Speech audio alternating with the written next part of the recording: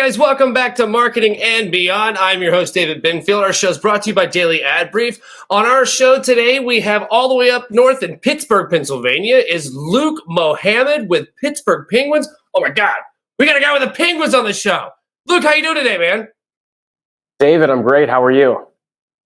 I'm doing exceptionally well. So let's talk about working with the Penguins. I mean, that can't suck even a little bit. Yeah, it's pretty good. As a kid who grew up in Pittsburgh, was a hockey guy growing up and still a hockey guy. It's probably the dream job. So I guess don't screw it up, right? But it's a lot of fun. I mean, my job is to get regional companies or even national companies to work with the Penguins, be it advertising, as we're probably here to talk about today, community programs, etc. And it doesn't hurt when the team's been pretty successful. 16 consecutive years in the Stanley Cup playoffs, which is currently the longest streak of any team in North America. That is impressive. So let's talk about how you bridge that gap as far as how you find clients to work with the Penguins. I mean, let's be honest, it's the Pittsburgh Penguins. They're very successful and it's an incredibly known brand. It can't be terribly hard to get folks to work with you, but what kind of issues do you run into? How do you solve those? Yeah, so all of the low-hanging fruit has been plucked. Every obvious prospect is probably already working with us. Or if they're not, it might be because there's a competitor that's blocking them in that category. So often the companies that I'm targeting and our team is targeting is someone who maybe isn't a marketer at all.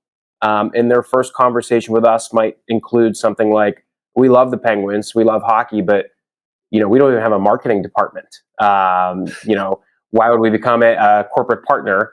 And so it's going to be a longer process there because we're not just selling them on why you should market with the Pittsburgh Penguins. We're selling them first on why you should market, and then once we get to that level, it's why you should choose the Penguins for that marketing.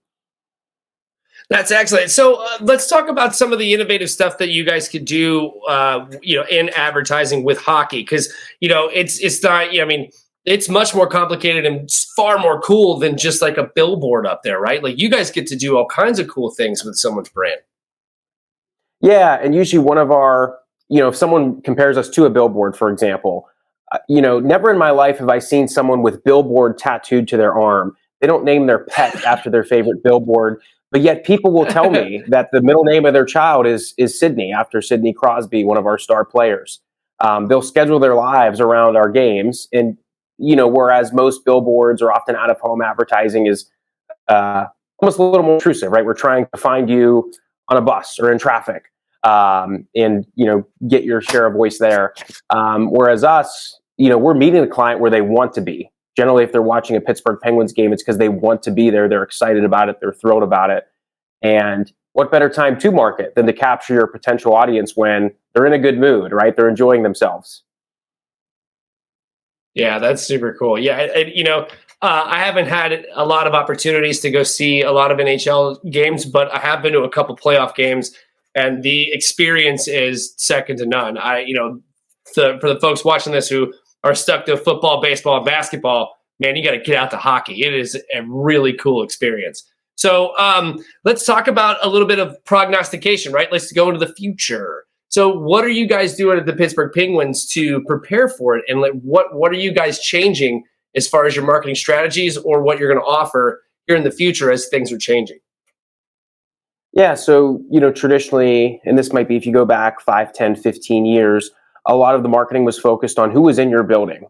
And that's all well and good. And we'll have 18,000 people in our building on an average game. But, we've got 5 million people following us on social media. And so if you look at the scale of your audiences, there's far more out there than just who is a ticket buyer and just who's in the building.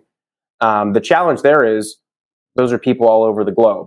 And they may be following us more dedicated than others. And so what you'll see us doing is, how do we segment these digital markets? So how do we find a partner who just uses our social channels to reach fans in Canada, for example, because we know we have a strong following in Canada. We're probably Canada's most popular NHL team who isn't based in Canada.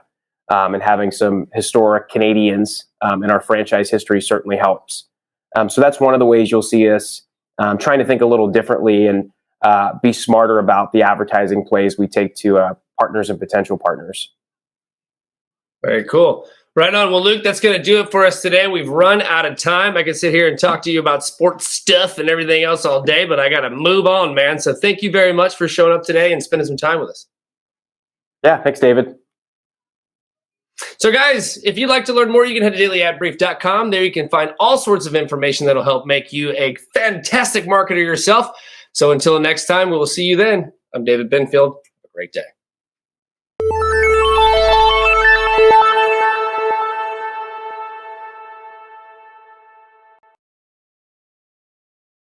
Simplify presents Addressable CTV, combining the power of TV with the targeting and attribution of digital.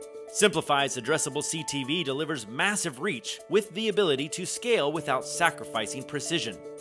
TV buyers can generate incremental reach with household-level targeting, frequency controls, reporting, and insights. To learn more about Simplify's Addressable CTV and what it can do for your clients, visit simply.fi.